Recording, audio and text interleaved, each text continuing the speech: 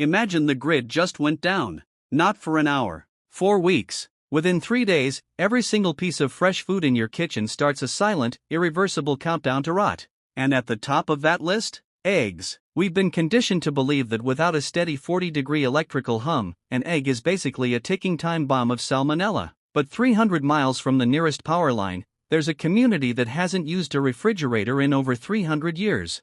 Yet, they can walk into their cellar right now, crack open an egg that hasn't seen a fridge in 2 years. The secret isn't freezing. It isn't chemicals. It's a seemingly magical liquid that costs about 4 cents to make. And once you understand it, you'll never look at your refrigerator the same way again. Modern society has a hidden addiction. And it's not what you think. It's the hum, that low, vibrating drone of the compressor that we've been trained to ignore. We've outsourced the preservation of our most vital resource, our protein, to a fragile, 100-year-old electrical grid. We don't actually preserve food anymore. We simply pause its decay. And the second that cord is cut, the timer starts. But what if I told you there is an entirely different system? A biological loophole that has been quietly operating in the shadows of human history, completely untouched by modern technology. A system where decay isn't paused, it is entirely shut down. The Amish don't have a secret gadget imported from the future. They have something much more dangerous to the modern mindset, an understanding of nature's original design. Once you crack the code on how an egg actually breathes, a hidden architecture is revealed. And sitting right in the center of that architecture is a simple, 5-minute process that acts as an invisible force field against time. Here is my promise to you today. By the end of this video, you will possess the exact, step-by-step blueprint to break your dependence on the refrigeration grid. You will learn how to take a standard, store-bought egg and lock it in a state of suspended animation for up to 2 years. No electricity. No expensive equipment. No complex ratios. For less than the cost of a single cup of coffee, you can create a perpetual protein reserve that will outlast any power outage, any supply chain collapse, or any economic downturn. But to understand why this works so flawlessly, we first have to look at the massive, invisible lie we've all been sold about what happens when an egg gets warm. And it's a lie that is costing you thousands of dollars a year. You know the feeling. That visceral wave of disgust when you open a carton expecting breakfast, and you're hit with the faint, nauseating scent of sulfur. We don't even think about it anymore. We just throw it away. But let's look at the actual math of this invisible bleed. The average American household throws out roughly $400 worth of food every single year. A massive percentage of that is protein. And globally, over 6 billion eggs are discarded annually because we're told they've expired. 6 billion. But the financial cost is just the surface. The real problem is the psychological trap it forces you into. Imagine a winter storm knocks out your power for 5 days. The temperature in your house drops to 50 degrees. You have a fridge full of food, but it's turning into a biological hazard by the hour. You look at those 24 eggs. You know you can't eat them all before they spoil. So what do? You're forced into a desperate, irrational feast. You cook eggs for breakfast, lunch, and dinner, not because you're hungry, but because you're terrified of the waste. You are a hostage to the decay. This is the systemic flaw of modern food storage. We've traded true preservation for the illusion of convenience. We are completely reliant on a continuous, unbroken chain of electricity, from the massive industrial farming complexes, to the refrigerated transport trucks, to the humming box in your kitchen. If a single link in that electrical chain breaks, your protein supply doesn't just diminish, it evaporates. And the most infuriating part? The reason those eggs are rotting in the first place, the reason they are so incredibly fragile, isn't because of the storm. It's because of what you were taught to do to them before the storm ever hit. Everything you think you know about keeping an egg fresh is entirely backwards. We've been sold the idea that cold equals safe, that the refrigerator is a protective force field. But biologically speaking, refrigeration is an act of sabotage. When a hen lays an egg, it doesn't come out sterile, but it comes out protected. Nature coats the shell in a microscopic, invisible layer of mucus called the bloom. This bloom seals those thousands of tiny pores, locking moisture in and keeping oxygen and bacteria out. It is a perfect, biological vault. And what is the very first thing the industrial food system does to that egg before it ever reaches you? They power wash it. They strip away the bloom to make it look pristine, to make it look clean. Because they've washed away the egg's natural immune system, they now have to refrigerate it to keep it from rotting. They create the fragility, and then sell you the cure, a perpetual dependency on the grid. It gets worse. When you take a cold egg out of the fridge, what happens? It sweats. That condensation creates a water bridge directly through those naked pores, acting as a superhighway for bacteria to march straight inside. The Amish never wash off the bloom. They don't interrupt nature's design. They understand that an egg is not a piece of meat that needs to be frozen in time. It is a dormant life form, designed by thousands of years of evolution to survive warm temperatures for weeks on end. But even the natural bloom eventually degrades. It buys you a few weeks at room temperature, maybe a month. To stretch that to 2 years, you have to understand the exact mechanics of what happens when that microscopic shield finally fails. And more importantly, how to replace it with something that never will. To stretch an egg's lifespan from 30 days to 2 years, we have to strip away everything we think we know and look at the physics of decay. Layer 1, the true enemy. An egg doesn't rot from the inside out. It is invaded from the outside in. The moment the natural bloom fails, two things breach the shell: oxygen and ambient moisture. Together, they create a breeding ground for aerobic bacteria. The egg doesn't just age, it is slowly suffocated by the outside atmosphere. Layer 2, the false fix. The modern prepper's instinct is to try and plug the holes. People slather eggs in mineral oil or wax. It seems logical. But oil breathes. It degrades. It goes rancid, and eventually, it allows that microscopic oxygen exchange to resume. You haven't stopped the decay, you've just put a band-aid on a sinking ship. Layer 3, the paradigm shift. If coating the shell is a losing battle, you have to change the battlefield. Instead of trying to seal the egg from the air, what if you could make the air irrelevant? What if you submerged the egg in a medium so fundamentally hostile to bacteria, and so dense, that atmospheric oxygen simply cannot reach it? Layer 4, the invisible shield. This is the secret the Amish stumbled upon generations ago, a process historically known as water glassing. But the name is deceptive, because there is no glass involved. When you submerge an unwashed egg in this specific, alkaline liquid, a remarkable chemical reaction occurs at the microscopic level. The liquid doesn't just cover the pores, it raises the pH level of the shell so drastically that no bacteria can survive on its surface. And it creates a sealed, oxygen-deprived environment that effectively puts the egg in a state of suspended animation. The egg sits there, unrefrigerated, at room temperature, completely oblivious to the passing of months.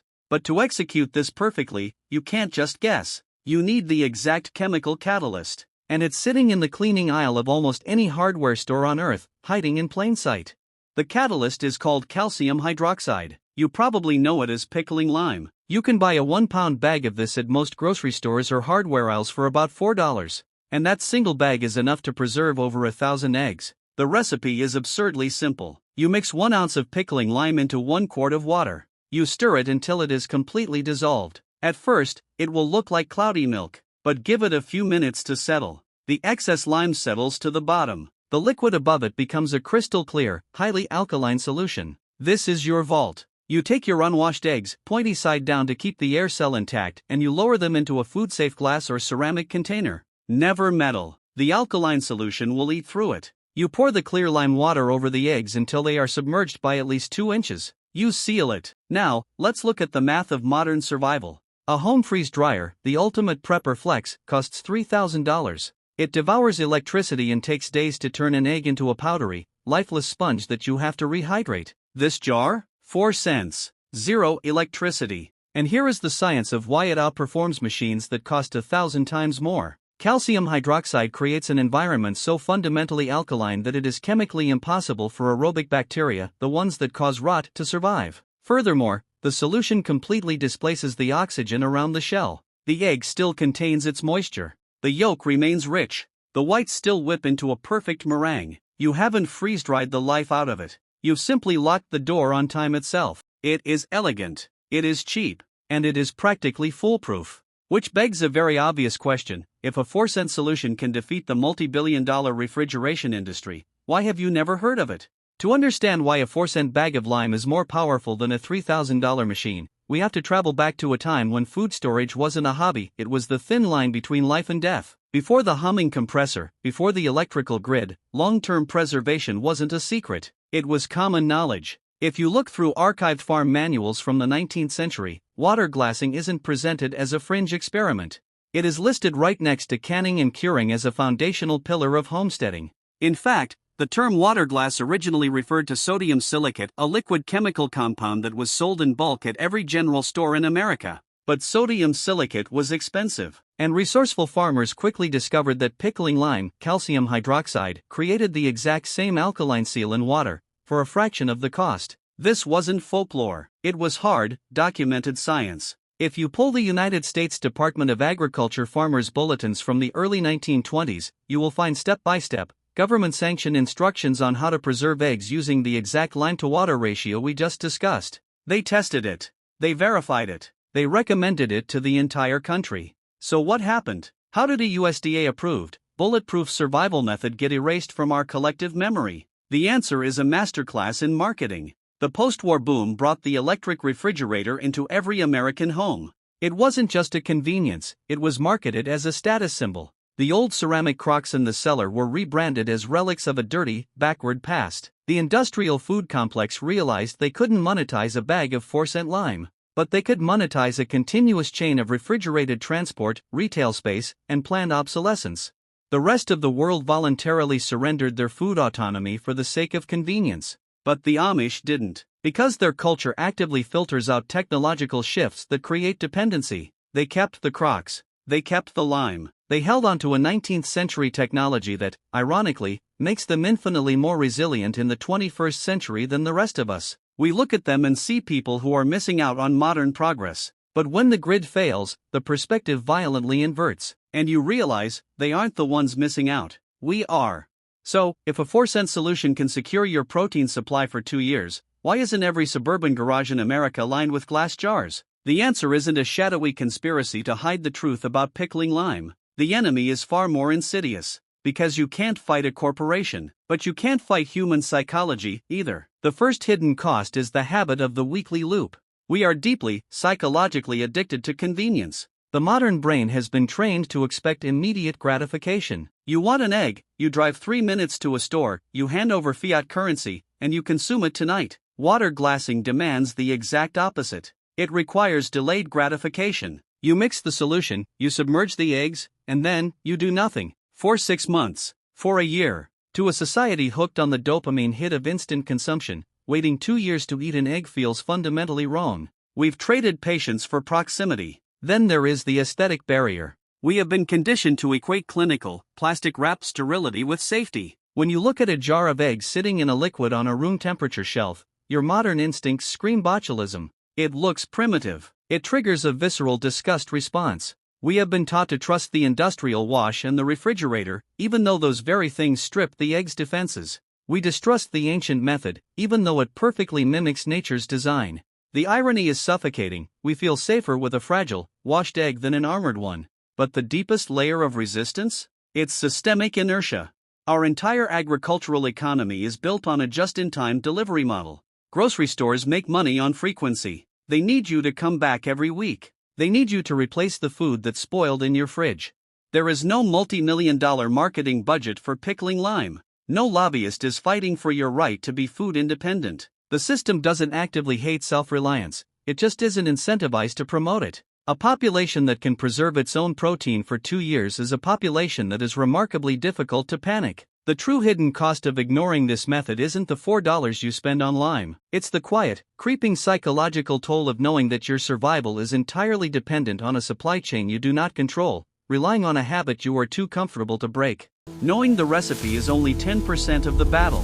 The other 90% is a behavioral shift. We have to stop thinking about food storage as a massive, overwhelming survivalist project, and start treating it like a quiet, invisible rhythm. You don't need a bunker. You don't need to convert your entire garage. You just need to align yourself with the seasons. When the leaves change, and eggs are at their peak abundance, whether from your own flock or a local farmer, you spend exactly 15 minutes. You mix a quart of water and an ounce of lime. You lower in 2 or 3 dozen unwashed eggs. You put a lid on it, and then you forget about it. That is the profound power of this method. It requires zero maintenance. There is no rotation schedule. No checking the temperature gauge, no replacing silica gel packs. The compound effect of this tiny, 15-minute ritual is staggering. Do this just 3 times a year, and you will quietly amass a reserve of over 100 meals. But the real shift happens in your psychology. There is a deeply rooted, almost primal anxiety that comes with being completely dependent on a system you cannot control. You feel it when you see empty grocery store shelves.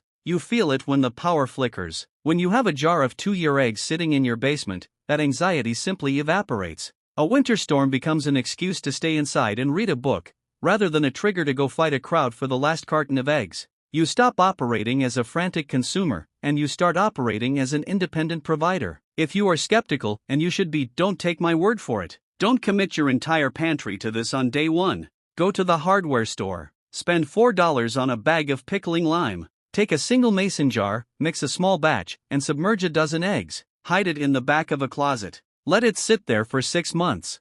When you finally crack that egg, and you see that perfect, untouched yolk sitting there after half a year without electricity, your brain will physically recalibrate. You will realize that the illusion of fragility was the only thing holding you back. And once you break that illusion, you can never go back to seeing the world the same way. This is where the real magic happens. Not in the jar, but in your head. Because when you realize that a 4-cent bag of lime can outperform a $3,000 machine, you are forced to confront an uncomfortable truth about modern life. We spent 100 years building a massive, fragile, multi-trillion-dollar electrical grid, because we thought the egg was fragile. But the egg was never fragile. An egg is an evolutionary masterpiece. It is a self-contained life support system, designed by millions of years of nature to sit in the dirt, under a bird, in the heat, for weeks on end, and sustain life. It didn't need saving. We made it fragile. We washed off its armor. We shocked it with cold. We created an artificial weakness, and then we built an entire civilization around the desperate need to keep that weakness alive.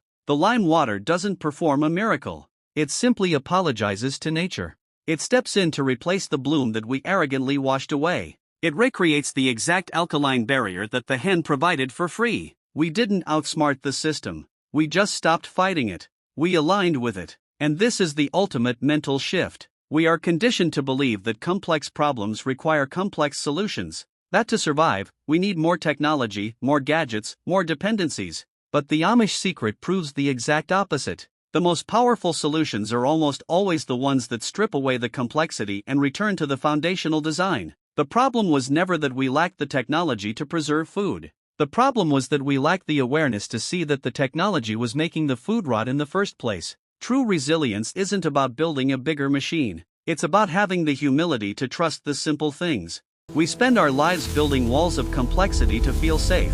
We add layers of technology, layers of infrastructure, layers of consumerism, all to create the illusion that we are in control of our environment. But true awareness doesn't come from accumulating more. It comes from stripping away. The Amish egg isn't just a survival tactic, it is a philosophical mirror. It reflects back to us how deeply disconnected we have become from the very systems that keep us alive. We are taught to conquer nature, to wash it, refrigerate it, sterilize it. But the lime water teaches us to align with it, to step into the current of how things actually work, rather than fighting the tide. There is a profound, quiet rebellion in choosing simplicity. When you mix that 4-cent solution, you aren't just preserving an egg. You are reclaiming a fraction of your autonomy. You are choosing to opt out of the anxiety of the modern supply chain. You are proving to yourself that you do not need a trillion-dollar grid to survive. You just need to see the world as it actually is. In the end, time consumes everything. But for those who understand the simple, overlooked mechanics of the world, time can be negotiated with.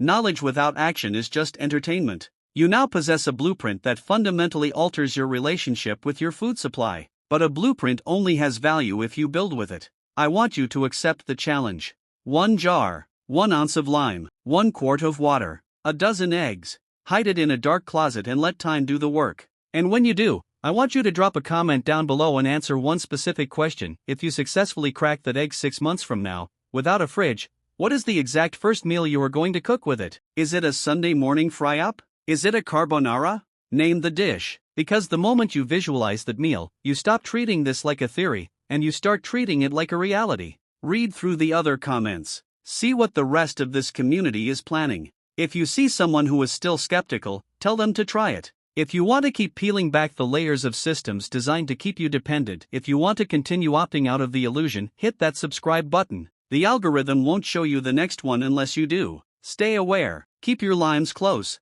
and I'll see you in the next one.